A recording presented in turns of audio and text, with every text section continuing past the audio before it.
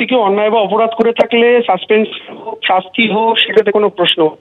কিন্তু কদিন আগে শুভেন্দু অধিকারী আমাকে দেখিয়ে বললেন যে বিহারে কি এতজন অ্যারেস্ট হয়েছে, এতজনের নামে এফআইআর হয়েছে।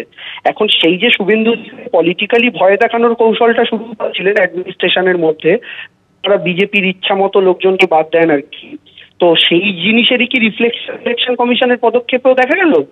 এটাই আমাদের প্রশ্ন থাকবে। কারণ এইভাবে যদি অ্যাডমিনিস্ট্রেশনকে ভয় দেখানোর একটা চেষ্টা হয়ে থাকে, অন্যায়ভাবে যদি করা হয়ে থাকে, তাহলে কিন্তু প্রশ্ন এটাই জাগবে, নির্বাচন কমিশনও বিজেপির নির্দেশ মতো গ্রাউন্ডের যারা সরকারি আছে, যারা এই প্রকল্পটা, এই কাজগুলোকে করানোর জন্য যাদেরকে দায়িত্ব হচ্ছে, তাদেরকে ভয় দেখানোর এটা কোনো কৌশল কিনা, বা আগাম তাদেরকে বুঝিয়ে দেওয়ার কৌশল কিনা যে অ্যাডভান্স দেখো এরকম করবেন, এরপরে কিন্তু আরো ভয়ঙ্কর জিনিস করতে আমরা।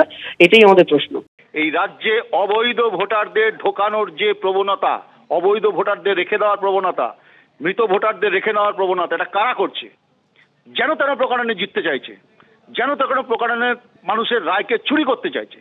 এই যে চুরি করে, দখল করে, ইয়ারোদের ব্যবহার করে যারা এই কাজ করছে, সবার তো আর মেরুদণ্ড শক্ত হয় না, সবাই ভয় ভীতি পায়।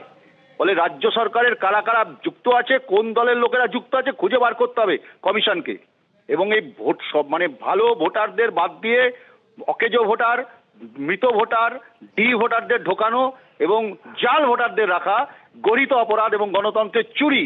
এদের বিরুদ্ধে শক্ত মানে আইন আনতে হবে এবং এদেরকে জেলে পুরতে হবে। ভোটার লিস্টে কারচুপি, 2 WBCS অফিসার সহ 5 জনের বিরুদ্ধে এফআইআর দায়েরের নির্দেশ। রাজ্যের মুখ্য সচিবকে চিঠি দিল জাতীয় নির্বাচন কমিশন। 2 ইয়ারো ও 2 AROকে সাসপেন্ড করলো জাতীয় নির্বাচন কমিশন। রাজ্যের মুখ্য সচিবকে চিঠি জাতীয় নির্বাচন কমিশনে। দক্ষিণ 24 পরগনার বারুইপুর পূর্ব মেদিনীপুরের ময়নার ইয়ারো সাসপেন্ড বারুইপুর পূর্বের ইয়ারো দেবোত্তম দত্ত চৌধুরী। ময়নার ইয়ারো বিপ্লব সরকারকেও সাসপেন্ড করা হলো। বারুইপুর পূর্বের এই আরো তথাগত মণ্ডল ও ময়নার এই আরো সুদীপ্ত দাসও সাসপেন্ড হলেন। সিওর পাঠানো রিপোর্টের ভিত্তিতে দ্রুত পদক্ষেপ নিতে হবে কমিশনে। একেবারে চিঠি দিতে হবে, রিপোর্ট দিতে হবে। ডেটা এন্ট্রি অপারেটরের বিরুদ্ধে এফআইআর দায়েরের নির্দেশ কমিশনের। কথা বলবো, আমাদের সঙ্গে রয়েছেন আমাদের প্রতিনিধি রুমা পাল। রুমা, নির্বাচন কমিশনের একেবারে কড়া পদক্ষেপ। দেখো, প্রথমেই জানিয়ে রাখি এটা প্রথম লিস্ট, এরপরে কিন্তু সেকেন্ড লিস্ট এখনো বাকি রয়েছে। প্রথম লিস্ট পাঠানো হয়েছিল সিও দপ্তর থেকে, যেখানে 127 জন এরকম ভুয়ো ভোটারের নাম নথিভুক্ত করা হয়েছে। এই যেখানে 4 জনকে এবং সঙ্গে সঙ্গে ডেটা এন্ট্রি অপারেটরে রয়েছে 5 জনকে যে তাদের যে সাসপেন্ড করা হলো এবং এফআইআর করার নির্দেশ দেওয়া হয়েছে নির্বাচন কমিশনের তরফ থেকে। এখানে দেখা যাচ্ছে যে তারা 127 জন ভুয়ো ভোটারের নাম নথিভুক্ত করেছে, অর্থাৎ তাদের যে নথি ছিল সেটা অবৈধ ছিল। এমনও দেখা গেছে যে রিপিটেড যে ডকুমেন্টস দিয়ে তাদেরকে কিন্তু নাম নথিভুক্ত করা হয়েছে। 127 জন এমন অবৈধ ভোটারের নাম নথিভুক্ত করা হয়েছে। সেটা কিন্তু সিও দপ্তরের যেমন স্ক্যানারে ছিল এবং ইসিআই এর স্ক্যানারও সেটা কিন্তু ধরা পড়েছে।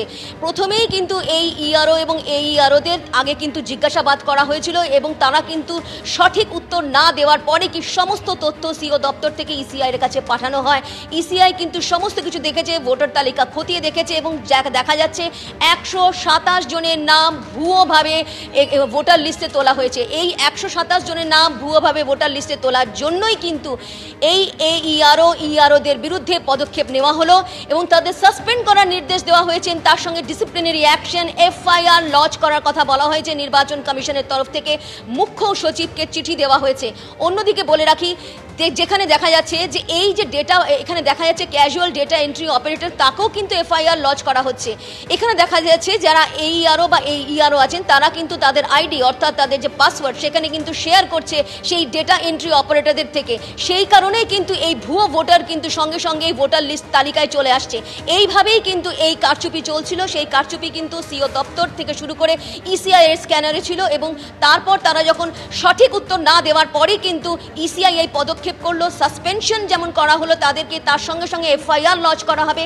জানিয়ে রাখি এটা মাত্র ফার্স্ট লিস্ট, তারপরে সেকেন্ড লিস্ট এখনো সিও দপ্তর থেকে কিন্তু ইসিআই দপ্তরের কাছে গেছে। দুদিন আগেই কিন্তু আরও 2 জন ইআরওকে তলব করা হয়েছিল নির্বাচন কমিশনে এবং সেক্ষেত্রে তারাও কিন্তু উত্তর দিতে পারেনি। সেই লিস্ট কিন্তু এখনো বেরোনো বাকি রয়েছে, অর্থাৎ আরও পদক্ষেপ হবে, কড়া পদক্ষেপ করা হবে। ইতিমধ্যেই 127 জন ভুয়ো ভোটারের নাম নথিভুক্ত করার জন্যই কিন্তু এই 5 জনকে এফআইআর লঞ্চ করা হবে 5 জনের বিরুদ্ধে এবং এই চারজনকে অবশ্যই তারা রাজ্য সরকারি কর্মচারী এবং সেই ক্ষেত্রে কিন্তু তাদের বিরুদ্ধে ডিসিপ্লিনারি অ্যাকশনের সঙ্গে সঙ্গে সাসপেন্ড করার নির্দেশ দিয়েছে নির্বাচন কমিশন এবং সেই কারণে নির্বাচন কমিশনের থেকে এই চিঠি মুখ্য সচিবের কাছে গিয়ে পৌঁছেছে।